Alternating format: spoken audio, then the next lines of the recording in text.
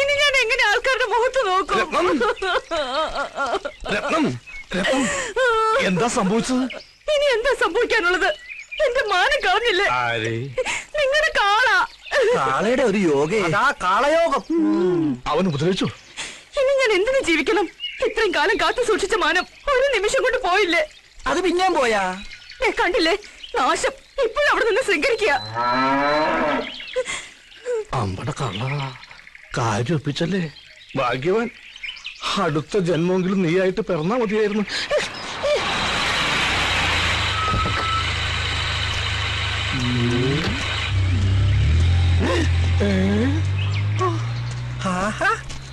നീ ചത്തില്ല അല്ലേ? സാറ് ചാവാത്ത സ്ഥിതിക്ക് നമ്മൾ അതും കൊണ്ട് നടക്കണോ? കൊടുത്തേക്ക്. എന്താ നേരത്തെ നീ എനിക്ക് തന്നില്ലേ? അതാ ഇവന് കൊടുത്തതാ. പണ്ടേ ഇങ്ങനെ വാങ്ങിച്ചാ തിരിച്ചു കൊടുക്കത്തില്ല. വൃത്തികെട്ടവൻ. എന്താ ഇത്? ഞാനിപ്പൊ തിരിച്ചു കൊടുത്തു തുടങ്ങി. അവൻ ഇത്ര പെട്ടത് നന്നായ. രക്തസാക്ഷി ദിനത്തിന് 2 ആഴ്ച പോലും ബാക്കിയില്ല. കലാകായിക മത്സരങ്ങളിൽ നമ്മുടെ എല്ലാ ക്ലബ്ബുകാരെയും സജീവമായി പങ്കെടുപ്പിച്ചിരിക്കണം. അതിനുള്ള പ്രവർത്തനങ്ങൾ ഞങ്ങൾ ഇപ്പോഴേ തുടങ്ങി കഴിഞ്ഞു. എല്ലാ വർഷത്തെയും പോലെ അല്ല, അറിയാലോ. ഇത്തവണ മോളുടെ കല്യാണം വന്നു തന്നെ. ശരി, അപ്പൊ അങ്ങനെ കാലത്തെ മുതൽ ചൊറണ തുടങ്ങിയതാണല്ലോ എന്ന് പറഞ്ഞ ഇതിപ്പോ ചില്ലറപ്പെട്ട പണിയാന്ന്. ഹരീന്ദ്രൻ അകത്തുണ്ട്.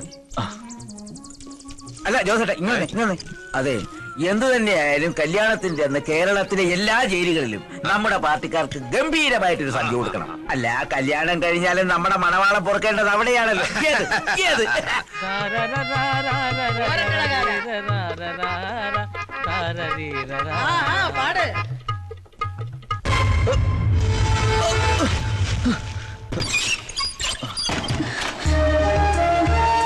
എല്ലാം അറിഞ്ഞല്ലോ. അറിഞ്ഞു. നിന്നെ കാണാൻ തന്നെയാണ് ഞാൻ വന്നത്. എനിക്ക് വേണ്ടി മരിക്കാനല്ലാതെ ഈ നാട്ടിൽ നിങ്ങൾക്ക് ജീവിക്കാൻ പറ്റില്ല. എന്നിൽ നിനക്ക് വിശ്വാസമുണ്ടോ? എന്നേക്കാൾ. എങ്കിൽ ഞാൻ പറയുന്നത് നീ കേൾക്കണം. എടുത്തുചാട്ടമല്ല, ആത്മനിയന്ത്രണമാണ് ഇപ്പൊ നമുക്ക് ആവശ്യം.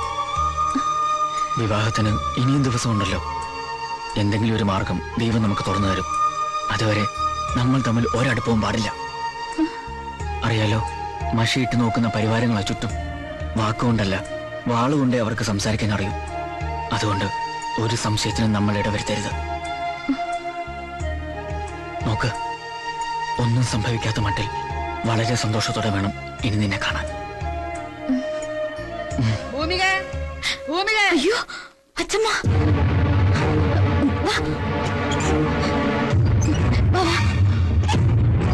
ഇതൊഴിപ്പിക്കോ.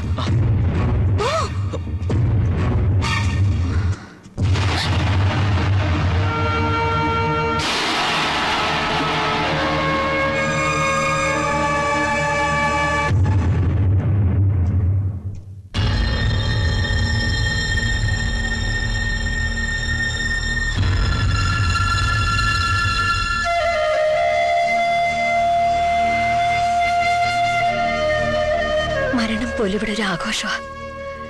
ഒരിക്കലും എന്റെ മോൾക്ക് ഈ അമ്മയുടെ ഗതി ഉണ്ടാവരുത്. നീ എടുത്ത തീരുമാനം ശരിയാ. ജീവിതകാലം മുഴുവൻ നെഞ്ചിൽ തേയും പേര് ജീവിക്കുന്നതിലും ഭേദം മനസ്സാൽ ഇഷ്ടപ്പെട്ടവന്റെ കൂടെ പൊറുക്കുന്നതാ.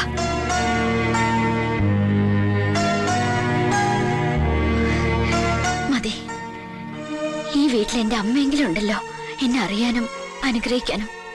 എനിക്കത് മാത്രം മതി. വിപ്ലവത്തിൽ തന്റെ അത്രയും അറിവും അനുഭവം ഇല്ലെങ്കിലും താൻ വിശ്വസിക്കുന്ന അതേ പ്രസ്ഥാനത്തെ നെഞ്ചിൽ കൊണ്ടു നടക്കുന്നവൻ തന്നെയാണ് ഈ ഞാനും. സ്വന്തം കുടുംബ ബന്ധങ്ങൾ കണ്ടറിയുന്നവന് മാത്രമേ ഒരു നല്ല ജനനേതാവാകാൻ കഴിയൂ. ഏയ് വേണ്ട, ഇല്ല, കേൾക്കണം. അറിയോ, നാട്ടുകാരുടെ മുന്നിൽ ഇപ്പോ അനന്തൻ പോലീസ് ഒരു കോമാളിയാ. ആ വേഷം എന്റെ അച്ഛൻ സ്വയം കെട്ടിയതാ. എനിക്ക് തിരിച്ചറിവുണ്ടായപ്പോ ഞാൻ തിരഞ്ഞെടുത്ത വഴിയെ നടക്കാൻ എന്നെ അനുവദിച്ചില്ല.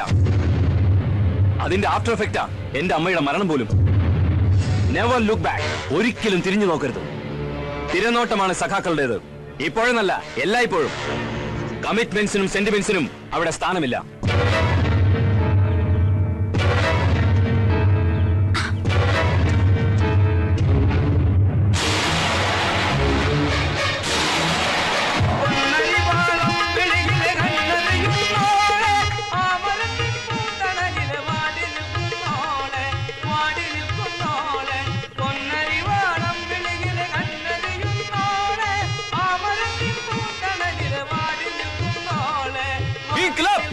സിന്ദാബാദ്!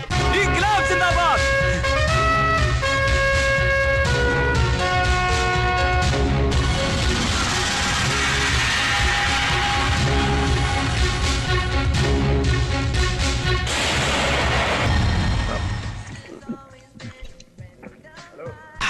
ഒരൊന്നര കോടി. കണ്ണൂര് പോകുമ്പോ മാഹി ചരക്ക് കൂടി ഒന്ന് ടച്ച് ചെയ്താലേ മദ്യപാനം പൂർണ്ണമാകും. സാറേ എന്താടാ? എത്ര നേരമാ ഞാൻ പുറത്തേക്കണ്? ഇത് എവിടെ നിന്ന് തുടങ്ങിയതാ? വല്ല നേർച്ച ഉണ്ടാ? ഉണ്ടടാ.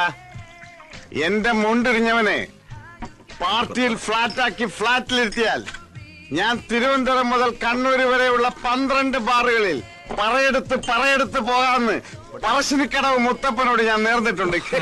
ശരി, ഇതിന്റെ ആളാ.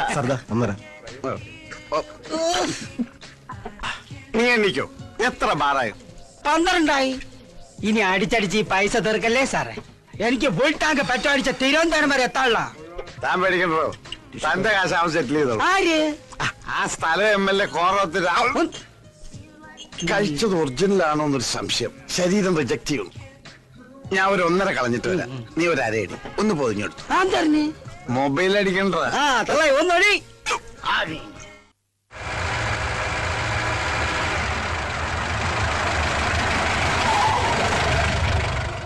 തള്ളേ അടിച്ച് കൊഞ്ചായി കിടക്കണ് സാറേ. MLA വീടെത്തിയെന്ന് സാറേ. ഏത് പറ?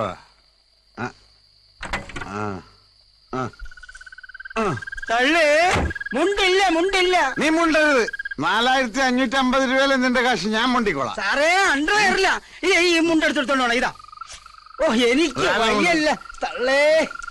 ആരെങ്കിലും ആകട്ടെ, കള്ളിമുണ്ടെങ്കിൽ കള്ളിമുണ്ട്. ആരാ നിരാഹാരം കിടക്കണത്? ഓ, കണ്ണൂർ സെക്രട്ടേറിയറ്റ് ആയിരിക്കും. ഓ, ചത്തുപോയാ? ആ, കണ്ണൂർ ആ സ്ഥലം ആരെങ്കിലും കൊന്നതായിരിക്കും. തൊടാൻ നിക്കണ്ട, പിന്നെ CBI വരും. മുണ്ടേക്കറി പിടിച്ചത് നീ നമ്മുടെ പാർട്ടിക്കാരനാ. അതാ മുണ്ടേ പിടിച്ചത്. ഞാൻ തിരുവനന്തപുരത്ത് നിന്ന് വന്നിരിക്കുകയാണ്. സെക്രട്ടേറിയറ്റിന് ഓണർ ഗസ്റ്റാ. രാഘവനോട് പോയി എന്തോ രാഘവനെ വിളിയടാ. ആദ്യം 4550 രൂപ എടുത്ത് കാർ സെറ്റിൽ ചെയ്യും. അത് കഴിഞ്ഞിട്ട് ഫുഡ് എടുത്ത് മട്ടേ നീ വണ്ടി തിരിച്ചിട്ട് കാശിപ്പോരും. അച്ഛമ്മോ, എന്താടാ? അതെ, സെക്രട്ടേറിയറ്റിൽ നിന്ന് ഒരു ഗസ്റ്റ് വന്നിട്ടുണ്ട്. പെട്ടെന്നൊരു 4550 രൂപ എടുക്കണം. ആരോടോ? ഒരു ഗസ്റ്റേ. ഞാൻ ആ കാറൊന്ന് സെറ്റിൽ ചെയ്തിട്ട് വരാം. ഗസ്റ്റോ? തിരുവനന്തപുരത്ത് നിന്ന് ആരോ വന്നു. പൈസ വിടി. ഇയാളിതെവിടെ പോയി? ഇവിടെ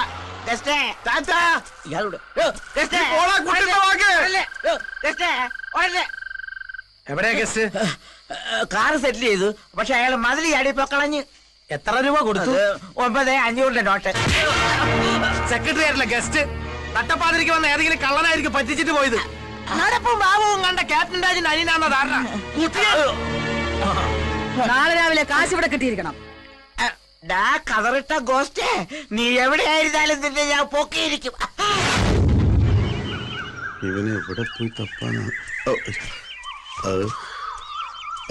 അങ്കിൾ,